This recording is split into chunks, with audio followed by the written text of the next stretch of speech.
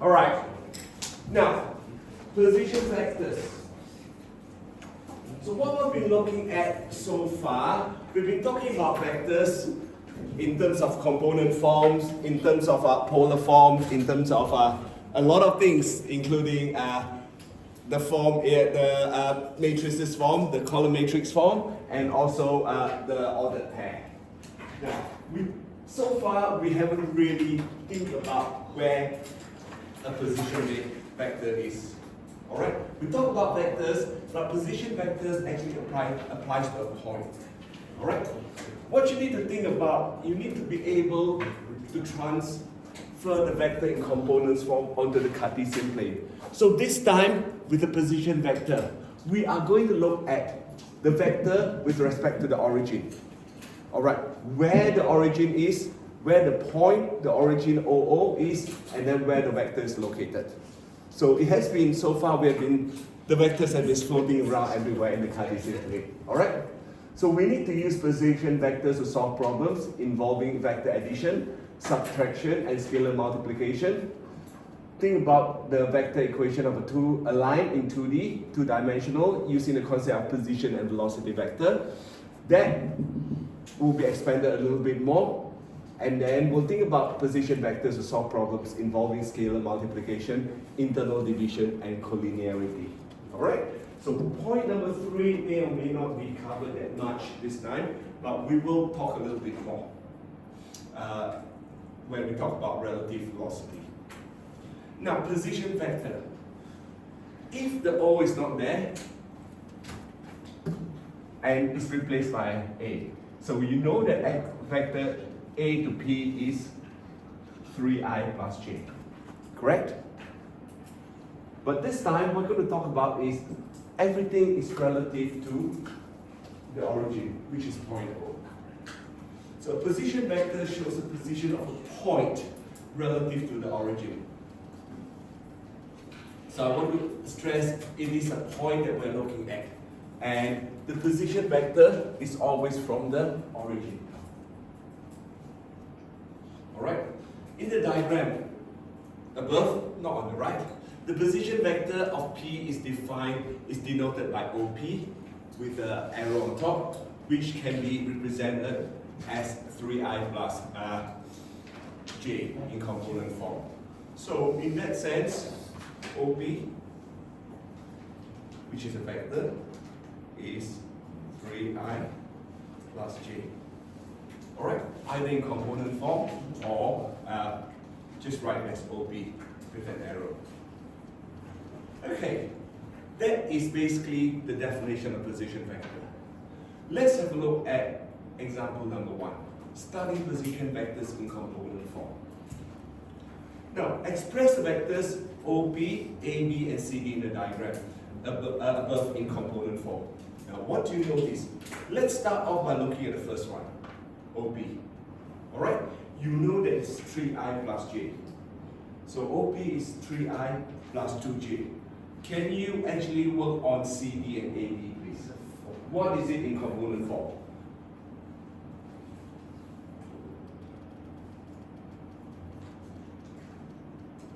So this is illustrating the point that I've been saying to you is what we're doing is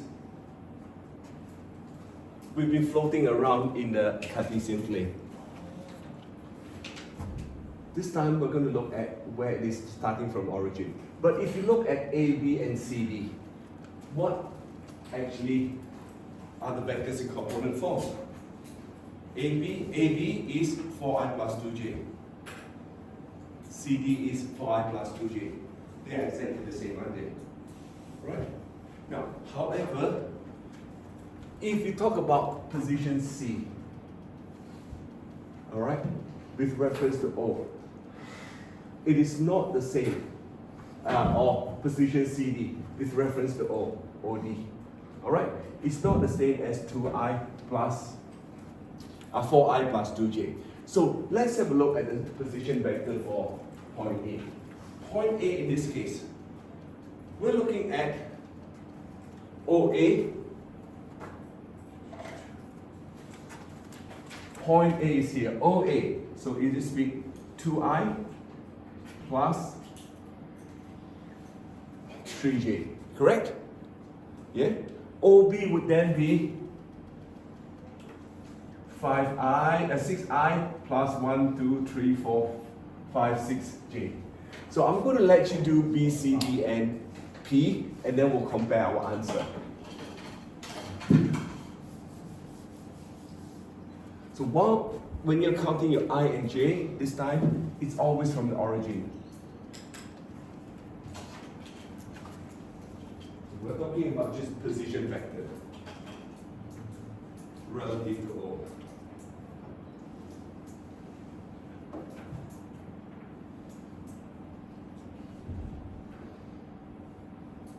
B, like I say, 6i plus 5j. And then you can work out C. C, you've got to go negative, don't you? Negative 3i. 1, 2, 3, 4. 4j. Alright? So think about where it is from the origin. Happy with the answer? So now you know the position vectors. We'll go and explore a little bit more about position vectors in a few minutes.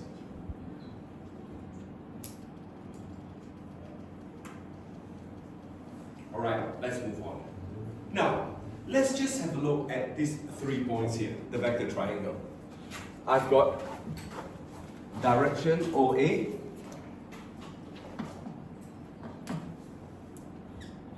bit wider, AB, and OB. A little bit easier for you to read with me marking that way.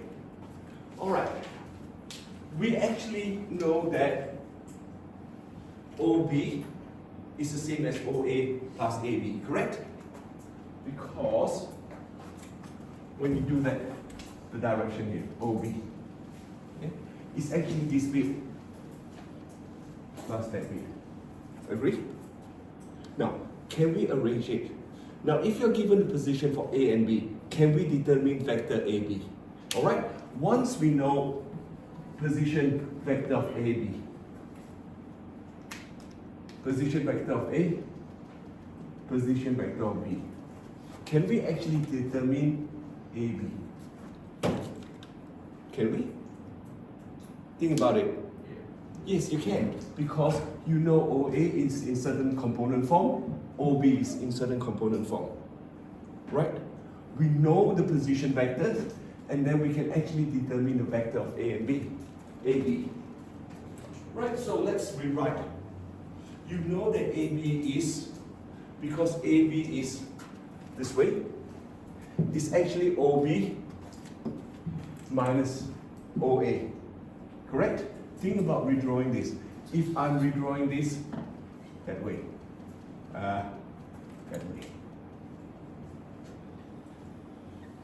Alright, that's OA. Alright, okay, this is in the reverse direction, 180 degrees, same magnitude, if I can draw it correctly, freehand. You can see that that is actually AB. Yeah? Agree? Happy with that? So now we can establish that AB is OB minus OA. Alright? OB and OA is a position vector. O minus OA plus OB. So here, this is the vector AB. Alright? But it's established using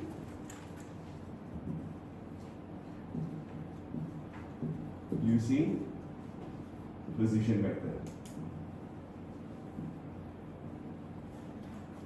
Yeah? Got it? Happy with that? So you need to think about how you could use the position vector to establish vector AB.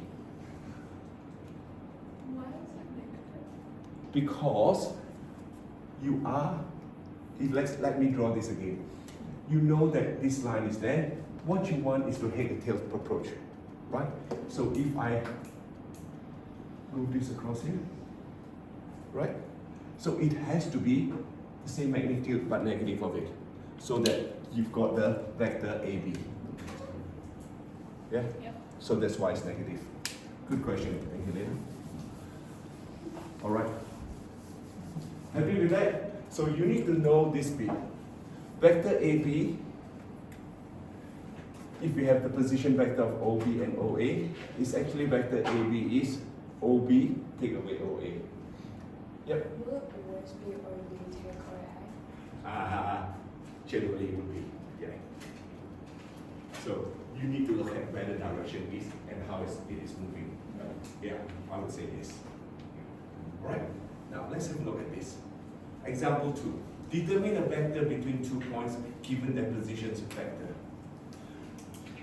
Now, because points A and B have vectors 2i plus 3j and 5i minus j. You need to determine AB. So here, you want AB, not BA. Right? So what can you do? Go back to the previous one. When I state AB is actually equals to OB minus OA. Alright? Or minus OA plus OB. Doesn't really matter how you do it. Or you can even say that OB plus AO. Alright? Yeah? Minus OA is the same as AO because it's reverse direction but same magnitude. That's fine as well. So here, OA and OB. AB then, what is OB? 5i minus j and minus OA. Take away that. Yeah?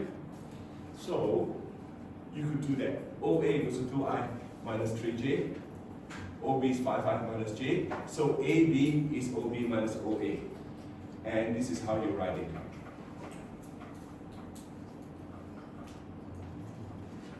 Of course, if you want to determine the magnitude of AB, so if you want to determine the magnitude of AB, it's then square root of 3 squared plus 4 squared, which is 5. Right? That's the magnitude.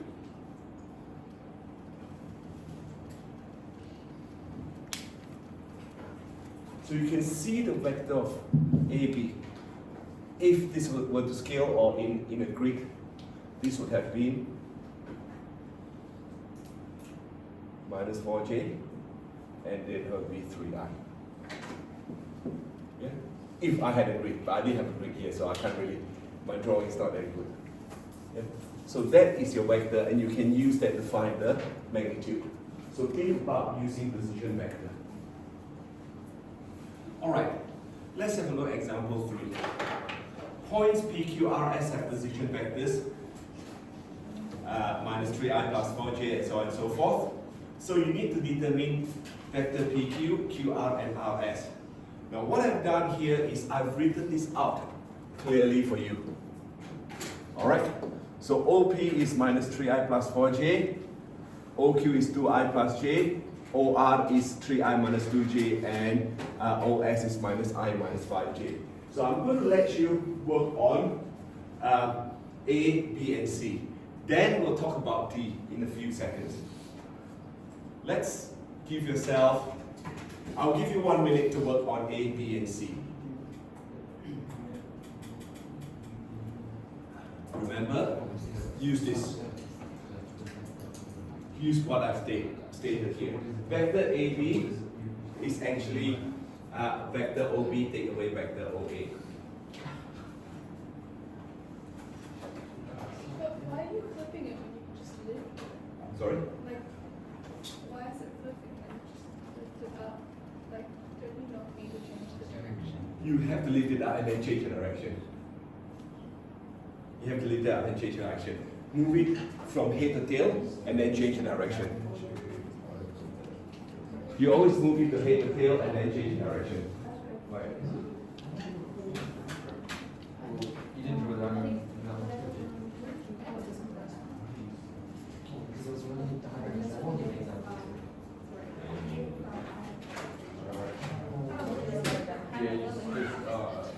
like, just addition and. Well, think about it, like, I don't think this side, so it's there, and then you flip it, there. And this is AB, and then AB, and this is.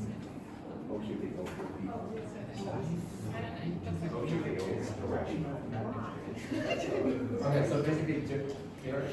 So basically, you need to think about PQ, alright? I'm just going to switch this off for a minute. Let's have a look. Everyone, focus on me for a while. Okay? If this is the origin, let me explain it a little bit further.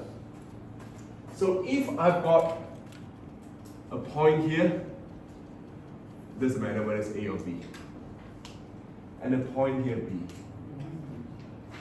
Alright? I know the vector of OA,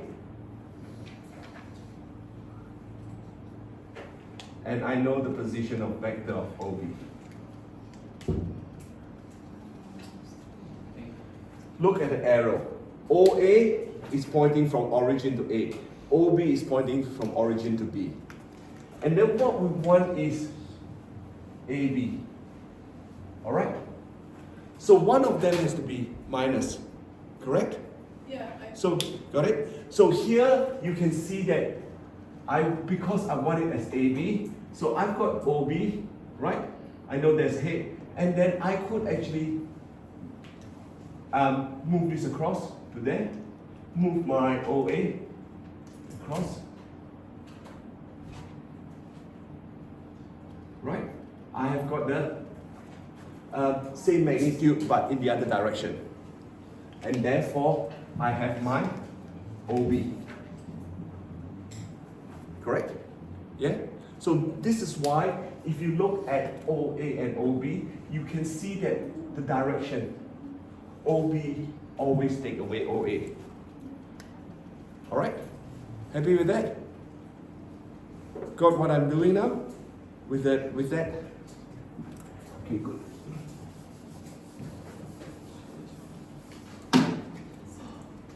Alright, so if you look at what I've got there, A, B, and C, PQ would be OQ take away OP. QR would be OR take away OQ. RS would be OS take away OR. Oh, what? Yeah. So this is what I've done. The basic thing is once you know your position vector, you can always establish the other vectors. So now a vector in the same direction as PQ, you know this is the direction of PQ, but equal in magnitude of RS. So what I would do is I work out the magnitude of RS first. Okay? I work out magnitude of RS, which is 5. That is what is given. So this is, you want a magnitude of RS, so I work out the magnitude of RS based on what we have derived from the position vector. Okay? Now you can do it afterwards. It doesn't matter. All right, listen. It doesn't matter which one you do first. You can work on the magnitude first, or you can work on the unit vector of PQ first. It really doesn't matter. It's up to you. So here, because you want it as the same direction as PQ, but same magnitude as QR, you know that you actually have to derive the unit vector of PQ. Alright? So you need to derive the unit vector of PQ. Now what I'm doing is I'm going to let a small p as the vector PQ. So instead of writing PQ with an arrow, I just call it P with a squiggly line, a vector P. So what I would do is now work out the magnitude of vector PQ, or just the magnitude of P, small p. We know it's square root of 34. Now, unit vector. Unit vector is the vector, this vector, divided by the magnitude. Alright, magnitude of PQ. So therefore, unit vector P, the small p, is 5 divided by square root of 34. Take away 3 divided by square root of 34. So I'm working out both magnitudes. Magnitudes to RS, because I know that I want the magnitude of RS. Then I work out the magnitude of PQ, because I want a unit vector. Alright? Once you've got a unit vector, you can use the scalar multiplication, which is the magnitude of RS multiplied by that. Alright?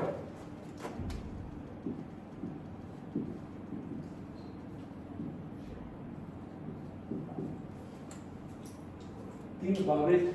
You really need to think about magnitude now. Magnitude is a scalar quantity. So magnitude times the unit vector will give you a vector in the same direction as PQ, but equal in magnitude with RS. So from unit vector PQ, you multiply it by 5. So therefore 5P equals to that.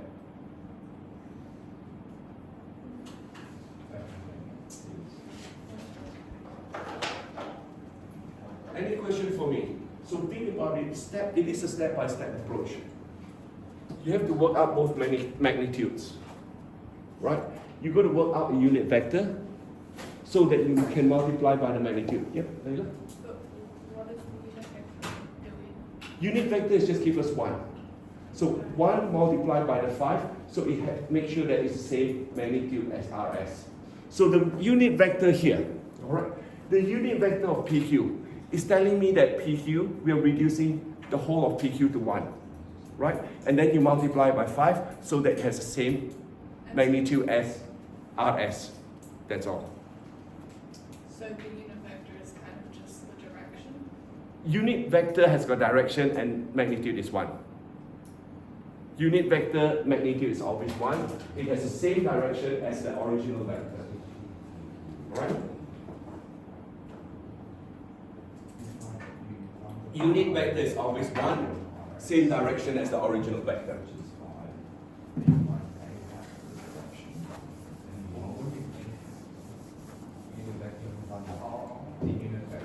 Alright, next week.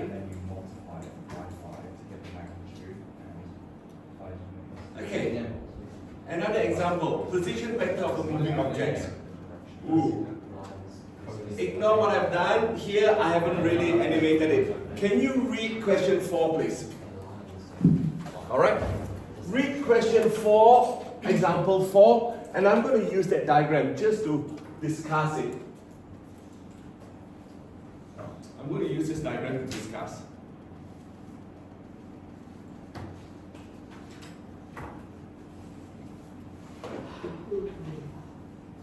Alright?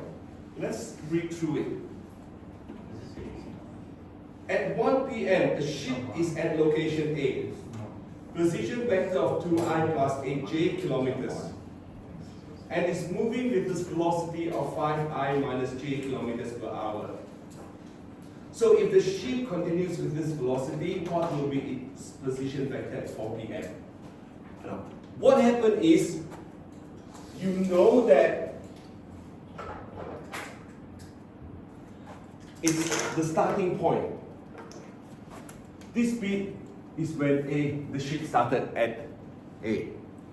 And after 3 hours, it finishes at B. Right? That's what you need to think. Here, you are given the speed, the velocity vector. You can work out the speed by working on the magnitude, correct? Yeah? Agree? Now, the 3 hours, if I use 3 hours multiplied by, if I use 3 multiply 3 to 5i minus j, what does it give me? Sorry? The displacement, yeah? So the displacement after 3 hours, correct? So this will be the displacement after 3 hours. Think about this question here. So after 3 hours, the velocity vector times 3. Velocity is kilometers times hour. Correct?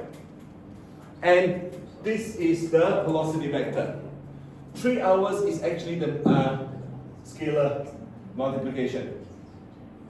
So 3 by this will give you the displacement vector, where that location will be after 3 hours. Yeah? Got it? Happy with that? Alright. Now, if you understand that, we can actually solve this problem. Once you understand that, you can think about OB is OA plus AB. So AB, right? AB here. Oh, AB here. Alright? That is the velocity vector multiplied by time. Alright? That gives you the displacement vector.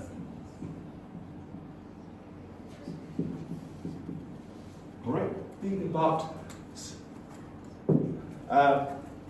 times speed will give you the distance. Alright? So if you want to think about in terms of magnitude or scale, is speed equals to distance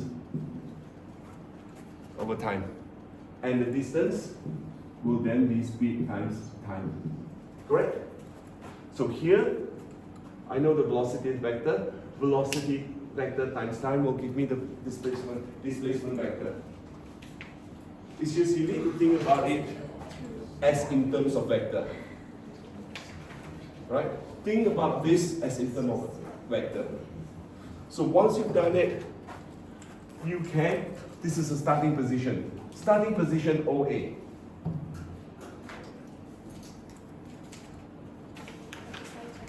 This is a starting position.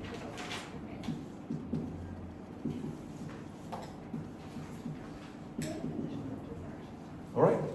So you know the starting position vector, wherever that is, your S, and after 3 hours, you finish that at point B. Okay? So the distance, the displacement vector, is added to that. So you know where it is at the end. Okay? Question for me. Yeah? Wait, that last vector, does that have units on it? Sorry?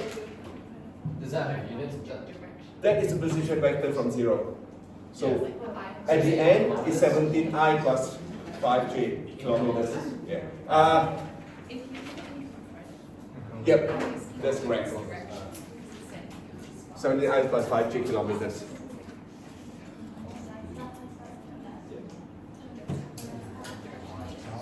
So you need to think about the starting position, think about the velocity vector times time. So the complexity of this question is a little bit more now. You've got to work this bit here. What your knowledge of speed equals to distance over time into your vectors.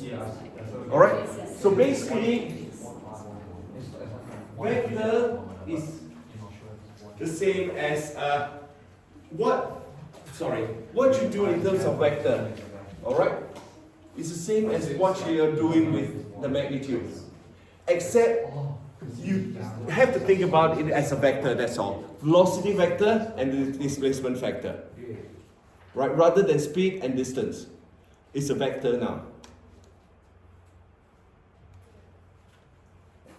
Are you okay with this? Yeah? If you're okay with this, we'll move on. Alright, we're going to move on, yes.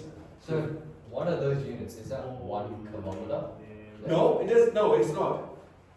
I and J is just unit. It's just one unit one. In terms of you can actually work it out as a 1 km. Yeah. In this situation, yes, you can think about it as 1 kilometer, km, and that. So 17I plus 5j. That bit is just 17 and 5. and that's the square root of 17 square plus 5 square kilometers. Yeah, that's correct. Oh, That's the okay. magnitude. That's the magnitude. Yeah. Yeah. So we are talking about unit. So the unit is 1 kilometer Yeah. in the Greek. Yeah, you're right. All right, I'll wipe this off and we'll look at some proofs now. We'll learn more proofs next term, but this is the start of using vector to prove things. All right. So now.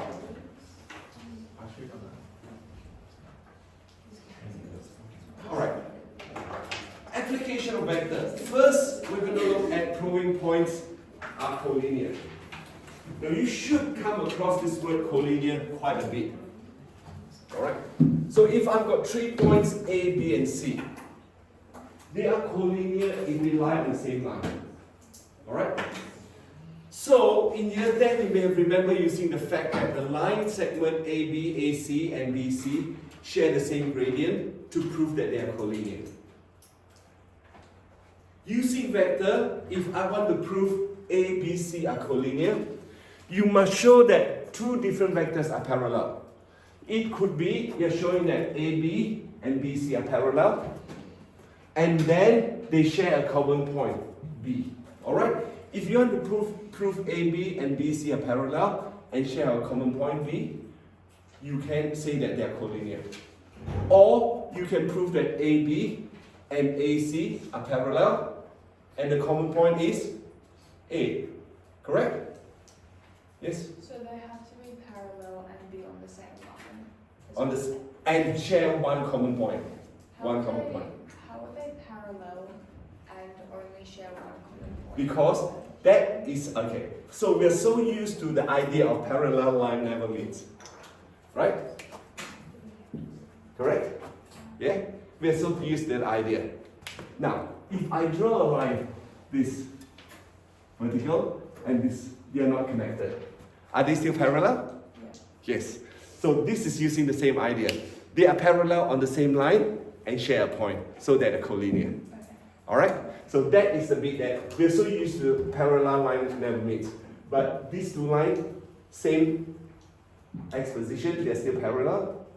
So we're going to use that idea, bring it down, that bit there. So where there is a common point, it's actually collinear. Alright? Thank you. Thanks for asking. So you know that you can prove AB is parallel to AC and the common point is A. Right? Or if you prove BC and AC, they are parallel, the common point is C. So you've got a 3 ways of proving it. So now, if you recall that if we show that AB is parallel to AC, we need to show that there exists a unique value of K, such as AB equals to KAC. Alright? I'm going to show you the vector proof of collinearity. So let's have a look at this. Proving that 3 points A, B, C are collinear. You've got the position vectors of point A, B, and C, and they are 4i plus 9j, minus 10i minus 19j, and 2i plus 5j respectively. Let's use vectors to prove that A, B, C are collinear. So now, instead of using a slope, we are actually going to use vectors to prove that A, B, C are collinear. Alright? Now, what I've done here is highlighted position vector OA, position vector OB, and position vector OC. 3 of them. Now, you are required to prove Ka is equals to a multiplier of K, well, a scalar multiplier K times AC for some unique value of K. So K has to be really, if you think in terms of I and J, if you collect all the I's together and all the J's together, K times the collection of I must be same as K times the collection of J. Alright? Let's do it. So what I want to look at is vector AB. Alright? So I need to know vector AB and vector AC. Right? So vector AB using a position vector is OB minus OA. Alright? So you should be able to write it out. You should be able to write it out. Alright, vector AB, let's do it. Vector OB minus vector OA. This always is the case.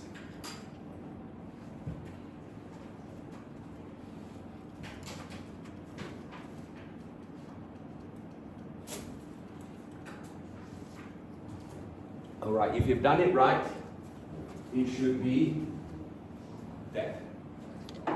Minus 14i minus 28j. Now, you need to think about vector AC. How do you work out vector AC? It's vector OC take away vector OA, correct? Use your position vector, the ideal position vector.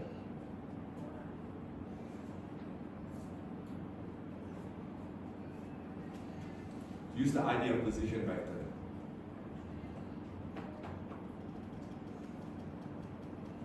Once you've done that, you should know that if you've got it right, vector AC is minus 2i minus 4j. Correct? Agree?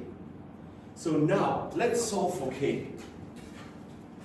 So we need to think about equating vector AB equals to k times scalar multiplier, k times vector AC. Alright? K is a scalar multiplier. So now if you write that, okay, this is the bit that you're not familiar with. Let me explain. Then what happened is from here, minus 14i minus 28j will be k times minus 2i minus 4j, correct? Yeah? We're talking about scalar multiplication now. Do you understand up to that point so far? So if you understand up to that point, then what we will do is expand the right hand side and then collect the I and j's. So here, if I expand the right hand side, I need to then collect the I and collect the j. Alright, it's just like algebra. So all the I will be one side, all the j will be one side. And remember, I and j is perpendicular. So, and I take the I out and take the j out. Alright. For this to be equal, that has to be 0, that has to be 0, correct? Because they are not parallel, they are perpendicular to each other. Right? They are perpendicular to each other, that has to be 0, that has to be 0. So, let's consider the I first. 2k minus 14 equals to 0, k therefore equals to 7. And consider the j, 28 minus 4k equals to 0, k equals to 7. Therefore, you can see that we now have a unique value of k, which is 7. Same for I, same for j. Alright? They have to be 0 for that to equal. So therefore, AB equals to 7 AC. And both vectors start at this common point A, AB are collinear. Now if you really want to challenge yourself, try proving AB equals to KBC. The common point is B. Alright? Now here, I've just reiterated my point. If the points are collinear, the k value should always be the same for both equations, for both the I and j. Alright? So you work out k is 7 and k is 7. So I and j, because they're perpendicular, that has to be 0. Alright? Alright, last proof. Alright, let's have a look at example 6. Internal division of a line segment. Point A have position vectors I plus 7j and 10i plus 4j respectively. Find the position vectors of the point that divides AB internally into the ratio of 1 to 2. So if a point P divides AB in the ratio of 1 to 2, then AP and AB equals 1 to 2. Let me draw that. So I've highlighted that, and let's appoint BP. So let's have a look at the drawing. All right, I haven't done it. I didn't draw it that well. But what you can see is I've got OA, point A and point B. Now AB is supposed to be a straight line, and the ratio of AP is 1 to 2 here. So P here splits the line AB into 1 part and 2 parts. Alright? So this, you can think about this as 3, and then you've got 1 and 2 there. So this is what it means. So I'll let the point be P, and like I say, my drawing is not that good. Just remember there's 1 part, there's 2 parts there. So let's think about how we could actually prove it. So work out the position vector of AB. Sorry, work out the vector AB. You know the position vector of A and position vector B. Can you please work that out, please? Vector AB.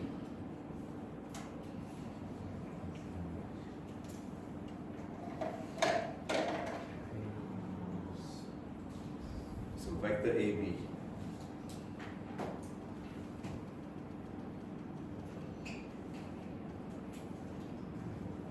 So vector AB should be that. Agree? Yeah? So 9i minus 3j. So what you need to do that is now work out OP is equal to OA plus AB. Right? OP is OA plus AP. Correct? Yeah? Alright. Now,